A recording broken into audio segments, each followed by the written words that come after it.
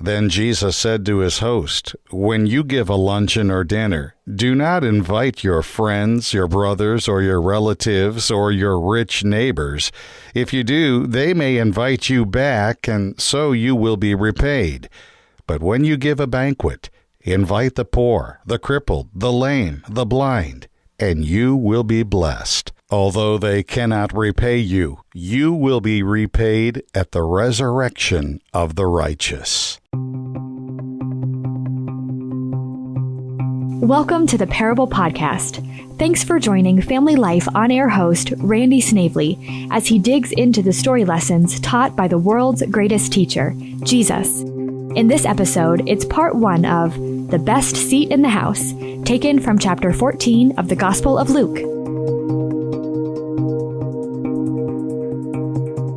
Several years ago, a friend of mine was telling me about a horse race that he had watched on television, and the reason why that race was so memorable was because of how the announcer called the race and because of the last place horse's name, Smooth Melvin. Who names their horse Smooth Melvin? Anyhow, the announcer went through all of the horses' names after the first quarter of the race, and he wrapped it up with, "And bringing up the rear is Smooth Melvin." At the midway point of the race, the announcer gave the position of all the horses, closing with, "And Smooth Melvin can see 'em all." 3/4 of the way through, once again the announcer gave each horse's position, finishing with, "And Smooth Melvin still has the best seat in the house." Well, in Luke chapter 14, Jesus has something to say about the best seat in the house. He's at the house of one of the bigwigs of the Pharisees. In fact, a bunch of big shots in the Pharisees group are in attendance, and they are there for one primary reason. They are trying to catch Jesus doing something wrong. So they set him up. Now, if you know anything about the Pharisees, you are aware that they would never be seen with a diseased person. That kind of person would be beneath them. The Pharisees would consider him a sinner who was being punished for his sins. Yet here he was, a sick man in need of help, standing in front of Jesus. And oh yes, did I mention, it was the Sabbath. The Pharisees wanted to see if Jesus would violate their Sabbath tradition. Now notice I said their tradition, because there is no prohibition for healing on the Sabbath in the Bible. Nowhere. Jesus even asked them if they think he would be breaking their law by healing this man. They didn't answer him, and Jesus heals the guy. And then he says to them, "If you had a son or an ox that fell into a pit, and it was the Sabbath, you would pull him or it out." Now, the Bible doesn't say it, but Jesus' statement clearly implies, "You hypocrites."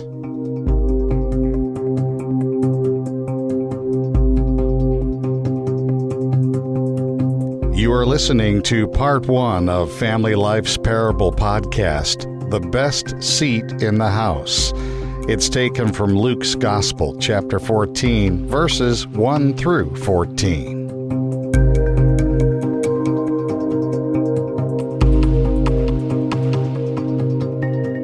Jesus then tells a parable beginning with verse 7 in Luke chapter 14.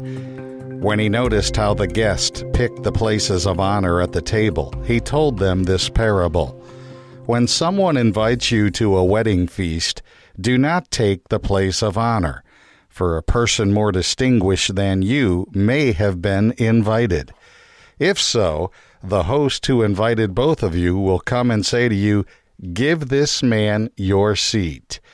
Then, humiliated, you will have to take the least important place. But when you are invited, take the lowest place, so that when your host comes, he will say to you, "Friend, move up to a better place." Then you will be honored in the presence of all your fellow guests. For everyone who exalts himself will be humbled, and he who humbles himself will be exalted." Then Jesus said to his host, "When you give a luncheon or dinner, do not invite your friends, your brothers, or your relatives, or your rich neighbors. If you do, they may invite you back, and so you will be repaid.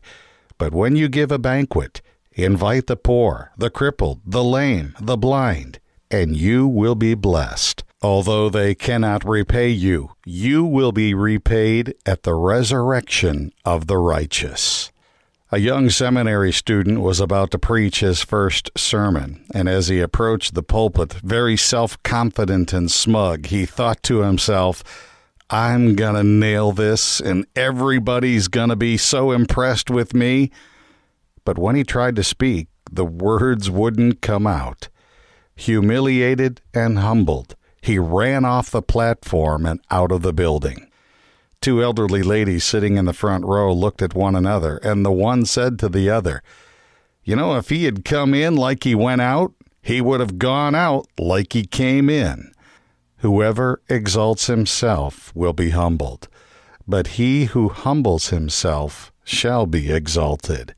In our reading, there is a mad scramble to get the best seat in the house, and that gives Jesus the opening to tell the parable. He basically tells them that if you want the best seat in the house, take the last seat. Now that goes against everything the Pharisees stood for. They were all about appearances and showing off and looking important. They wanted to be seen. Matthew 23:5 tells us they do everything so others would notice them. The next verse says they love the best places at feast and the best seats in the synagogues. And Luke 11:42 says, "Woe to you Pharisees! You love the front seats in the synagogues." It was all about being noticed and sitting in the places of honor for the Pharisees. So here they are pushing and shoving and trying to get the best seat at this wedding feast. Having the best or the most or being first is an attitude our society pushes today. And for many of us, that's the goal. Go for first. But Jesus says, go for last. Now let me interject here. I'm not talking about competitions in this conversation. Striving to be the best and being first is important in athletics or other competitions. But applying that philosophy to our daily lives, that's where the problem arises. For some, being first in everything is the only acceptable outcome. Both philosophies tell us how to get to the top, but the way they get us there is as different as night and day.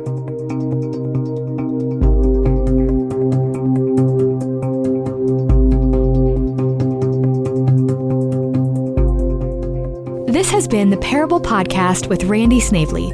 Click the subscribe button so you'll know when new episodes are released. And be sure to check out Family Life's other original podcasts, including If That Makes Sense, Business by the Book, and Rise Up with Steve, Therese, and Tim. Family Life is a listener-supported ministry. Your partnership makes podcasts like this possible. Find out more at familylife.org.